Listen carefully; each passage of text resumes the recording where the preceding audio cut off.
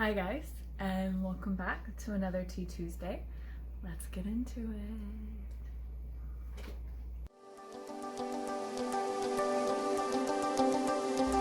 Okay, so today, I'm sorry I didn't post last week, but today I am going to talk about the pros and cons of dating online in Korea and maybe some of like the sketchy stuff that goes on.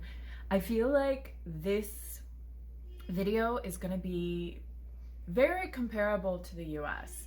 There are pros and cons to using dating apps.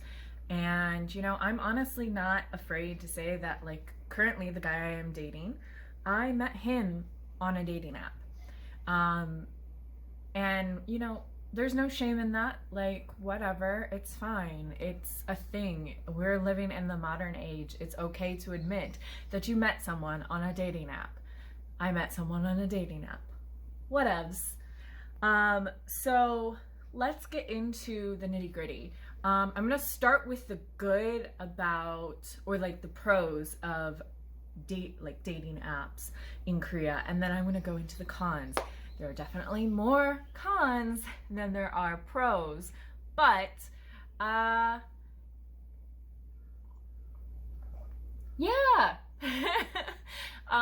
Anyway, the good. First, you're living in a foreign country, especially if you move here and you don't know anyone. You're in a foreign country where you don't know anybody. You don't have friends yet. You don't have a network like you do back home. And so dating apps actually allow you to meet people and become, friends with them or even more. So, for instance, Tinder and Bumble allow you in Korea to make friends. There's also like language exchange apps like Babo and oh god, what are the others? There's other Korean language exchange apps. I don't use them because 9 times out of 10 the men on there are creeps and they will like creep on to your stuff, but you can find female friends, and I have found female friends from dating apps. So I've gotten a network that way. But I've also gone on dates via dating apps. So it's a good way to connect with people that maybe wouldn't be in your circle, or that, you'd never actually have a chance of meeting. So that's one of the pros. Another pro is Korea is very centrally located in Seoul. A lot of people live in Seoul. However, most people, at least in terms of teaching jobs, most people don't end up in Seoul. They end up somewhere else. They might not even end up in Gyeonggi-do, which is the area around Seoul. They might end up somewhere in like Busan or Yosu or somewhere not even close to Seoul. And that's even harder. Dating in the countryside is super difficult because there's not many people that you can meet. So the dating apps allow you to meet people in your area that may speak English, that you can get to know, that you wouldn't actually know. And it makes dating in the countryside definitely easier than it would be, like, trust, because I lived in the countryside and I found dating apps actually helped me with.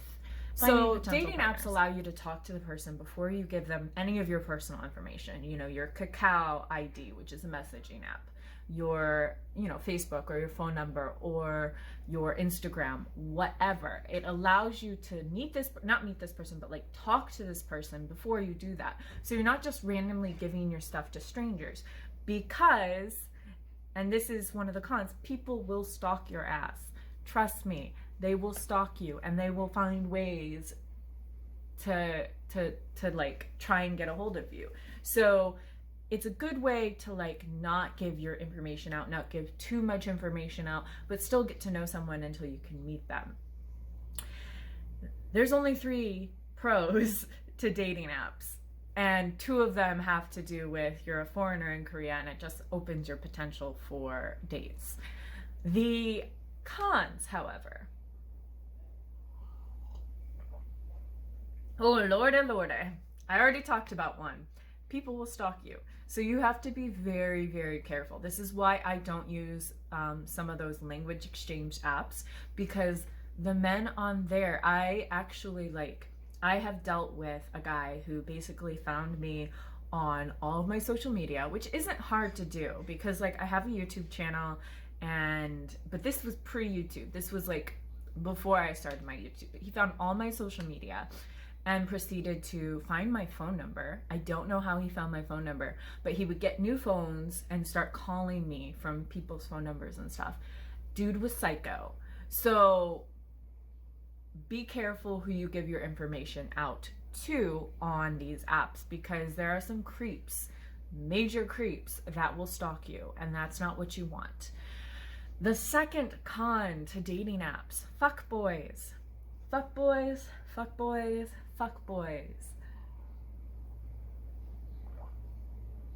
And I'm not talking just American fuckboys like military guys, because a lot of military guys are fuckboys. Not all, obviously, but a lot of them that come here are fuckboys. We're talking K-fuckboys, people who just want to have sex with a white woman, like the Bekma things. People who fetishize certain skin colors. Because I have friends who are black, and there are definitely guys that are like, oh, I want to have sex with a black girl. It's like, bitch, no, that's not okay. There are people like that, and they're good here. They're good at tricking you into thinking that they want to actually date you, and the second you have sex with them, bye, you never hear from them again. So, you know, fuck boys. Every country has them. Korea's no different. Fuck boys galore on dating apps. What number am I on? 3. The third negative aspect is it's all superficial. It's all based on your photos, and nobody actually reads your profile. I am extremely selective when it comes to who I swipe on dating apps, and I don't swipe unless they have a profile that's like funny or witty or whatever. So like my dating, like the potential is very limited. But you would be surprised how many guys are just right swipe. They just, like, if they think you're pretty, oh, it's right swipe. And then they ask you, oh, what do you like to do? It's like, bitch, it's on my profile.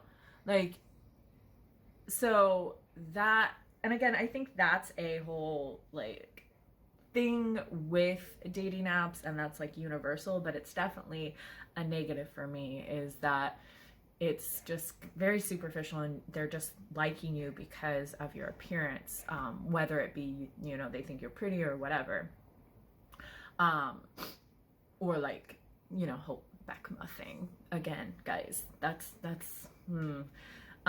white horse. Bekma means white horse, by the way. I don't think I explained that. Yeah. And then the fourth con and the last thing is that, you know, it is a dating app. Like, a lot of people see it as a way to hook up. When Tinder started originally in Korea, it wasn't like that. Tinder actually used to be to find dates, and slowly it's become more of just a hookup app. So there are diamonds in the rough. Like, there are people who are looking to date, but you have to wade through a lot of the trash. And it's, do you want to actually spend the time doing that? Do you want to waste your time talking to men who end up being complete and utter garbage? What do you want? And honestly, like, for me, I come and go on them. When I was single, obviously I'm not now, but when I was single, I would come and go. I would be like, yeah, I'm going to try this again. I'm going to try it again. I don't remember why I deleted it. And then I'd try it again, and I'd get sick and tired of the trash in like a week. And then I delete it for like a month or 2. And then I go, yeah. And it's a horrible cycle of, oh yeah, this is great. No, it's not. It sucks. And do you want to waste your time? Not waste your time, but do you want to deal with the trash that comes with the dating apps? Again, you can find people, but It's what you think and what you are willing to do. So that is that. This is a very long video, but I hope it helps you a little bit, gave you a little bit of my story as well. Until next time, I love you guys, and I'll see you in my next video. Bye.